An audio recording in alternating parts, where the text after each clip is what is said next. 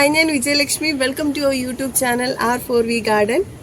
ഇത് R4V ഗാർഡന്റെ ആദ്യത്തെ ഓണമാണ്.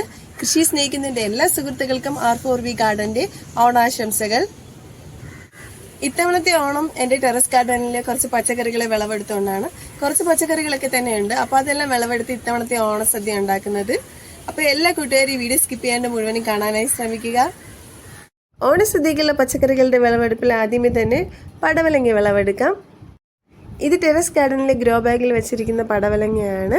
ഇത് ബേബി പടവലമാണ്. ഒത്തിരി ലെന്തൊന്നും വെക്കാത്ത ടൈപ്പാണ്. ഇനിയുള്ളതെന്ന് പറഞ്ഞാൽ പീച്ചിങ്ങയാണ്.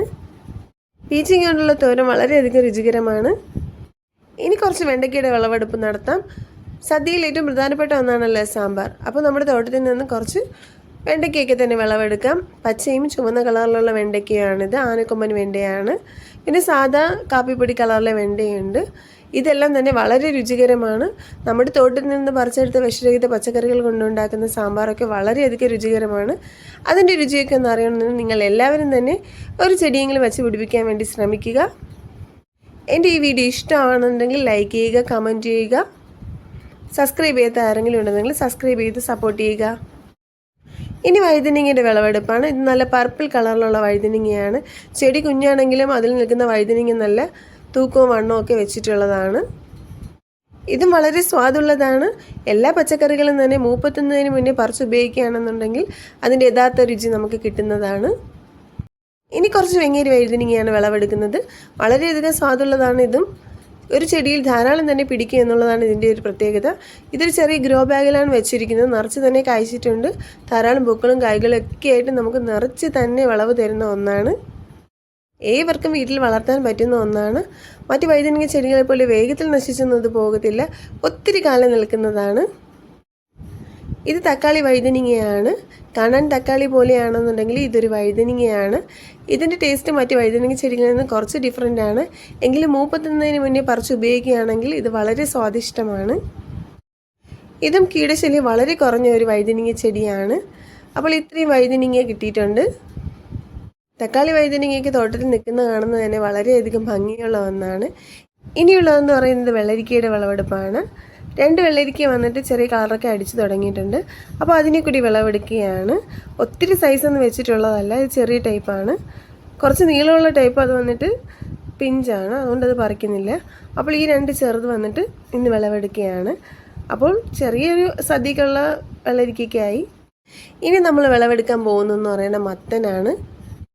നന്നായിട്ട് വിളഞ്ഞു പഴുത്ത മത്തനാണ്. അതിൻ്റെ കൂടെ തന്നെ ഒരു ചെറിയ മത്തനുമുണ്ട്. ചെടിയെല്ലാം തന്നെ കരിഞ്ഞുപോയി. അതുകൊണ്ട് ഈ 2 മത്തന് വിളവെടുക്കാം. ഒന്ന് നല്ല മൂപ്പെത്തിയിട്ടുണ്ട്, ഒന്ന് പച്ചയാണ്. ഇവിടെ എല്ലാവർക്കും മത്തൻ കൊണ്ടുള്ള തോരൻ വളരെയധികം ഇഷ്ടമാണ്. മത്തൻ നമുക്ക് പടവലങ്ങ കൂട്ടി വയ്ക്കാം, ഇല്ലെങ്കിൽ ഒറ്റയ്ക്ക് തന്നെ ഉണ്ടാക്കാനൊക്കെ വളരെയധികം രുചികരമാണ്. ഇനി കുറച്ച് പയറും കൂടി വിളവെടുക്കാം. കുറച്ച് പയർ നിൽപ്പുണ്ട്. അതൊക്കെ തന്നെ നമുക്കിപ്പോൾ വിളവെടുക്കാവുന്നതാണ്. വള്ളിപ്പയറാണിത്. ഇത് നല്ല ഡാർക്ക് ഗ്രീൻ കളറിലുള്ള പയറാണ്. പയർ കൃഷി എന്നൊക്കെ പറയുന്നത് വളരെ എളുപ്പമുള്ളതാണ്. ഒന്ന് ട്രൈ ചെയ്ത് നോക്കുകയാണെന്നുണ്ടെങ്കിൽ ഏവർക്കും വീട്ടിൽ തന്നെ വിളയിച്ചെടുക്കാൻ പറ്റുന്ന ഒന്നാണ്. ഒത്തിരി കാലം നമുക്ക് വിളവിന് വേണ്ടി കാത്തിരിക്കേണ്ട ആവശ്യമൊന്നുമില്ല. ഒരു ചെറിയ കണ്ടെയ്നറിലാണെങ്കിൽ കൂടി നട്ട് കഴിഞ്ഞാൽ നമുക്ക് വിളവ് കിട്ടുന്ന ഒന്നാണ്. ടെറസ് ഗാർഡൻ ആയതുകൊണ്ട് തോട്ടത്തിലെത്തുന്ന തത്തകളിൽ കുറച്ചൊക്കെ തന്നെ കഴിക്കാറുണ്ട്. ബാക്കി കുറച്ചൊക്കെ നമുക്ക് കിട്ടാറുണ്ട്. അപ്പോൾ ഇത് വെച്ചിട്ടുള്ള തോരനും മെഴുക്കുവരട്ടിയൊക്കെ വളരെ സ്വാദിഷ്ടമാണ്. ഇനി കുറച്ച് പാവയ്ക്കയും കൂടെ വിളവെടുക്കാം. വളരെ കുറച്ചേ ഉള്ളൂ പാവയ്ക്ക. ഇത് ഒത്തിരി കയ്പൊന്നും ഇല്ലാത്ത പാവയ്ക്കയാണ്. നമുക്ക് മെഴുക്കുവരട്ടിയും തോരനും ഒക്കെ ഉണ്ടാക്കി കഴിക്കാൻ വളരെയധികം രുചികരമാണിത്. ഇനി കുറച്ച് തൊണ്ടമുളകിൻ്റെ വിളവെടുപ്പാണ് നടത്തുന്നത്. ലൈറ്റ് ഗ്രീൻ കളറിലും നല്ല ചുവന്ന കളറിലുള്ള തൊണ്ടമുളകാണിത്. പറിക്കാനേ തോന്നത്തില്ല. എങ്കിലിപ്പോൾ ഓണത്തിന് വേണ്ടിയിട്ട് കുറച്ച് പറിച്ചെടുക്കുന്നുണ്ട്. അപ്പോൾ വളരെ ഭംഗിയായിട്ടുള്ള ഒരു തൊണ്ടൻ മുളകാണിത്. അപ്പോൾ എല്ലാവരും ഒരു ചെടിയെങ്കിലും വീട്ടിൽ വെച്ച് പിടിപ്പിക്കാൻ വേണ്ടി ശ്രമിക്കണം. അപ്പോൾ ഇത്രയും തൊണ്ടമുളകുകളൊക്കെ തന്നെ പറിച്ചെടുത്തിട്ടുണ്ട്. ഇതിൽ കുറച്ച് വിത്തായിട്ടുണ്ട്. എങ്കിൽ വിത്ത് എടുത്ത് കഴിഞ്ഞിട്ട് നമുക്കതിനെ ഉപയോഗിക്കാൻ പറ്റുന്നതാണ്. ഇനി കുറച്ച് കോവയ്ക്കയും കൂടി വിളവെടുക്കാം. അങ്ങിങ്ങായിട്ട് കുറച്ച് കോവയ്ക്ക നിൽപ്പുണ്ട്. അപ്പോൾ അതെല്ലാം തന്നെ വിളവെടുക്കാം. ഇനിയുള്ളതെന്ന് പറയുന്നത് നിത്യവൈദ്യനിങ്ങയാണ്. അത് എന്ന് വിളവെടുക്കാൻ സാധിക്കുന്ന ഒന്നാണ്. വളരെ രുചികരമാണ് ഇതുകൊണ്ടുള്ള തോരൻ. ഇവിടെ കൂടുതലായിട്ടും തോരനാണ് ഉണ്ടാക്കുന്നത്. ഇതുകൊണ്ട് നമുക്ക് സാമ്പാറിലിടാൻ സാധിക്കുന്നതാണ്. മെഴുക്കുവരട്ടിയൊക്കെ തന്നെ ഉണ്ടാക്കാം. കുഞ്ഞു കുഞ്ഞായിട്ട് അരിഞ്ഞെടുക്കണം. മൂപ്പെത്തുന്നതിന് മുന്നേ പറിച്ചെടുക്കുകയാണെന്നുണ്ടെങ്കിൽ വേഗത്തിൽ അരിഞ്ഞെടുക്കാനായിട്ട് സാധിക്കും. മുറ്റുന്നതിന് മുന്നേ പറിച്ചുപയോഗിക്കുന്നതാണ് കൂടുതൽ രുചികരം. ഇത് നമ്മളിങ്ങനെ തൊടുമ്പോൾ തന്നെ ഇങ്ങനെ ഒടിഞ്ഞു വരുന്നതാണ്. ഇനി മൂപ്പത്തിയതാണെന്നുണ്ടെങ്കിൽ ചെറിയ നാര് പോലെ കാണുന്നതാണ്. അത് ഒടിഞ്ഞു വരാൻ കുറച്ച് പാടാണ്. നിത്യവൈദ്യനികയുടെ നടീൽരീതിയും പരിചരണമൊക്കെ വളരെ ഈസിയാണ്. ഏവർക്കും ഒരു ചെടിയെങ്കിലും വീട്ടിൽ വെച്ച് പിടിപ്പിക്കാൻ സാധിക്കുന്നത് ഒന്നേ ഉള്ളൂ. കൃഷി ചെയ്യാനും പരിചരിക്കാനും ഒന്നും സമയമില്ല എന്ന് പറയുന്നവർക്ക് പോലും തറയിൽ ഇതിൻ്റെ ഒരു 1-2 ചെടികൾ വെച്ച് കൊടുക്കുകയാണെന്നുണ്ടെങ്കിൽ ഒരു ചെറിയ പന്തലോ എന്തെങ്കിലും ഇട്ട് കൊടുത്താൽ അതെല്ലാം തന്നെ അതിൽ പടർന്ന് നമുക്ക് ആവശ്യത്തിനുള്ള കായ്കൾ കിട്ടുന്നതാണ്.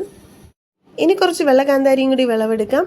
മറ്റ് പച്ചമുളകുകളൊക്കെ തന്നെ പൂത്തിട്ടേ ഉള്ളൂ. അപ്പോൾ കൂടുതലും ഞാൻ ഇതാണ് യൂസ് ചെയ്യുന്നത്. ഈ വെള്ളക്കാന്താരി ആകുമ്പോൾ കുറച്ചേറെ കാലം നിലനിൽക്കുന്ന ഒന്നാണ്. ഇപ്പോൾ എന്തെങ്കിലും കീടശല്യം ഉണ്ടായെങ്കിൽ കൂടി അത് വേഗത്തിൽ നശിച്ചു പോകുന്ന ഒന്നല്ല. കറികളിൽ ഒഴിച്ചുവിടാൻ പറ്റാത്ത ഒന്നാണല്ലോ കറിവേപ്പില. അപ്പോൾ കറിവേപ്പിലയും കൂടി വിളവെടുക്കാവുന്നതാണ്. ഒരു ചെറിയ കണ്ടെയ്നറിലാണ് കറിവേപ്പില വെച്ചിരിക്കുന്നത്. നമുക്ക് ആവശ്യത്തിനുള്ള കറിവേപ്പില നമ്മുടെ തോട്ടത്തിൽ നിന്ന് തന്നെ കിട്ടിയിട്ടുണ്ട്. ഇതൊരു ചെറിയ പ്ലാസ്റ്റിക് കണ്ടെയ്നറിൽ ഒരു ചെറിയ പീസ് ചേന നട്ടിട്ടുണ്ടായിരുന്നു. അപ്പോൾ അതിൽ നിന്നും ഒരു കുഞ്ഞി ചേന ഉണ്ടായിട്ടുണ്ട്. അപ്പോൾ അതാണ് ഇന്ന് വിളവെടുക്കുന്നത്. അപ്പോൾ ഒരു ചെറിയ അവിയലൊക്കെ ഉണ്ടാക്കാനായിട്ടുള്ള ചേന കിട്ടിയിട്ടുണ്ട്. ഇനി കുറച്ച് ചുവന്ന ചീരയുടെ വിളവെടുപ്പും കൂടി നടത്താം.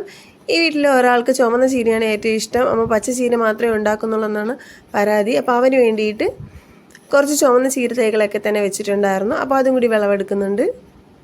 ചുവന്ന കളറിലെ ചീരത്തോരൻ ഉണ്ടാക്കുകയാണെന്നുണ്ടെങ്കിൽ അത് ചോറിലിടുമ്പോഴത്തേക്കും അതിൻ്റെ കളറും കൂടി അതിൽ പറ്റുമ്പോൾ വളരെയധികം ഭംഗിയാണ് കാണാനായിട്ട്.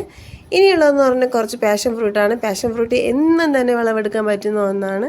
ഇതിൻ്റെ പന്തലൊക്കെ തന്നെ ടെറസിൻ്റെ മുകളിലാണ്. അപ്പോൾ അതിലെല്ലാം പടർന്ന് കിടപ്പുണ്ട്. പറിക്കാനും വളരെ ഈസിയാണ്. കുറേയൊക്കെ തന്നെ മുകളിൽ നിന്ന് പഴുത്ത് താഴെ വീഴാറുണ്ട്. അപ്പോൾ അതും നല്ല പഴുത്തിട്ടുള്ളതാണ് കിട്ടാറുള്ളത്. അപ്പോൾ ഇതൊക്കെ തന്നെ മൂപ്പെത്തുന്നതിന് മുന്നെയാണ് ഞാൻ പറിക്കുന്നത്. ഏകദേശം എല്ലാം തന്നെ വിളഞ്ഞിട്ടുണ്ട്. കുറേയൊക്കെ കിളികളൊക്കെ വന്ന് ഭക്ഷിച്ച് പോകാറുണ്ട്. അപ്പോൾ ഇത്രയും പാഷൻ ഫ്രൂട്ടിൽ നിന്ന് വിളവെടുത്തിട്ടുണ്ട്. അപ്പോൾ ഇതൊക്കെയാണ് തോട്ടത്തിൽ നിന്ന് വിളവെടുത്ത പച്ചക്കറികൾ.